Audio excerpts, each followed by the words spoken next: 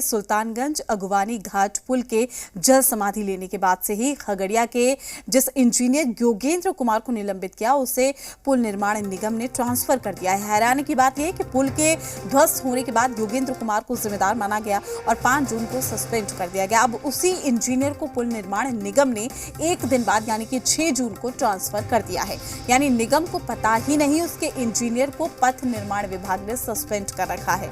बिहार राज्य पुल निर्माण निगम के एमडी ने 6 जून के आदेश में कहा है कि वरीय परियोजना अभियंता विशेष कार्य प्रमंडल खगड़िया योगेंद्र कुमार को वर्तमान पदस्थापन से ट्रांसफर कर निगम मुख्यालय में अगले आदेश तक पद स्थापित किया जाता है। इसी आदेश में यह भी कहा गया है कि इनकी जगह पर वरीय परियोजना अभियंता गया शशि भूषण सिंह को पदस्थापित किया जाता है। आपको बता दें कि पथ निर्माण विभाग ने सुल्तानगंज अगवानी घाट पर 1750 करोड़ की लागत से निर्माणाधीन पुल के ध्वस्त होने के बाद सरकार को लगातार बीजेपी भी घेरने में जुटी हुई है।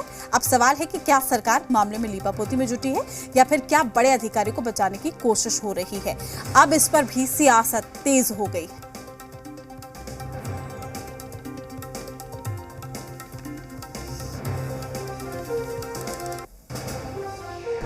एग्जीक्यूटिव इंजीनियर जोगेंद्र प्रसाद को पथ निर्माण विभाग 5 तारीख को सस्पेंड करता है। वहीं दूसरी तरफ पुल निर्माण निगम उसी इंजीनियर जोगेंद्र प्रसाद को 6 तारीख को ट्रांसफर करता है। आखिर यह क्या खेल चल रहा है, क्या मामला है, विभाग को पता नहीं। इस सस्पेंड हो गए और उसी विभाग का एजेंसी उसको ट्रांसफर कर रहा है। ये पूरा मामला पुल का भ्रष्टाचार से जुड़ा। अगवानी पुल हादसे के बाद लगातार स्थानीय प्रशासन के लोग नोडल एजेंसी के अधिकारी जांच, तफ्तीश और कार्रवाई में जुटे हुए हैं। इस पूरे मामले पर विस्तृत जानकारी देने के लिए बिहार के डिप्टी चीफ मिनिस्टर और पथ निर्माण मंत्री श्री तेजस्वी प्रसाद यादव जी और हमारी पार्टी के वरिष्ठ नेताओं ने प्रेस वार्ता की। भाजपा के द्वारा लगातार भ्रम फैलाया जा रहा है कि बिहार का इतना पैसा बर्बाद हो गया, लेकिन सच्चाई इससे परे है। जो संवेदक है उनकी जवाबदेही थी, ये नुकसान उनका हुआ है। आगे और कार्रवाई सुनिश्चित की जा रही है। किसी को भी बचाने की कोई कवायद नहीं है। या नीतीश कुमार जी का शासन है, कोई भी गड़बड़ी करेगा तो किसी भी कीमत पर बख्शा नहीं जाएगा। पथ निर्माण विभाग के मंत्री नितिन नवीन जी थे, उनको कार्रवाई करना चाहिए था।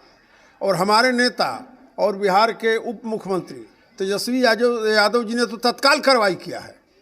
और तेजस्वी जी के रिजिम में कोई चाहेगा कि हम गलत करें तो संभव नहीं है। तेजस्वी यादव जब भी मंत्री थे, वो पहले भी पथ निर्माण मंत्री थे जब 15 में सरकार बनी थी, और विभाग ने जो कार्रवाई किया है, हमको पूरा भरोसा है तेजस्वी जी पर कि वो जो भी कार्रवाई करेंगे बिहार के हित में कार्रवाई करेंगे और बिहार के विकास के लिए वो सतत प्रयत्नशील हैं, इसमें कोई दो राय नहीं। अगवानी में निर्माणाधीन पुल का गिरना बहुत ही ज़्यादा चिंताजनक है, पर जिस तरीके से इस दुर्घटना के बाद विभाग और पुल निर्माण निगम इस पूरे घटना चक्र को हैंडल कर रहा है, जो रिपोर्ट्स आ रहे हैं मीडिया में और दूसरे माध्यमों से, वो और ज़्यादा चिंताजनक है। 1% भी कहीं से भ्रष्टाचार का आसार नज़र आ रहा हो तो इस पूरे प्रकरण की न सिर्फ तकनीकी जांच कराई जाए, अपितु स्पेशलाइज्ड एजेंसी से भ्रष्टाचार होने की भी जांच कराई जाए। किसी भी तरीके से इसके लिए दोषियों को नहीं बख्शा जाए। आनंद फानंद में आईआईटी ने अपना रिपोर्ट दिया। आईआईटी ने ये कहा, आईआईटी रुड़की ने, कि इसमें डिजाइन की गलती थी, लेकिन इसके अंदर एक बहुत बड़ी फाइनेंशियल इरेगुलरिटीज है, वित्तीय अनियमितता है। 2006 से पहले ये कंपनी सिर्फ 12 करोड़ का काम करने का अनुभव रखती थी। उस समय आदरणीय नीतीश कुमार जी ने इस कंपनी को 700 करोड़ का टेंडर दिया था, जो पब्लिक डोमेन में भी है। उसके बाद ये कंपनी इस स्पीड में बढ़ती चली गई, बिहार के कई सारे पुल का निर्माण किया। सारा पूंजी बिहार का, बिहार के लोगों का पैसा इस कंपनी को मिला और ये कंपनी बड़ी होती चली गई। और जो आईएएस अधिकारी इस केस में पिछले 10 साल से इस विभाग के हेड बन करके बैठे हुए हैं, उनके रोल की, उनकी भूमिका की भी जांच होनी चाहिए। वहीं अब इस पर सियासत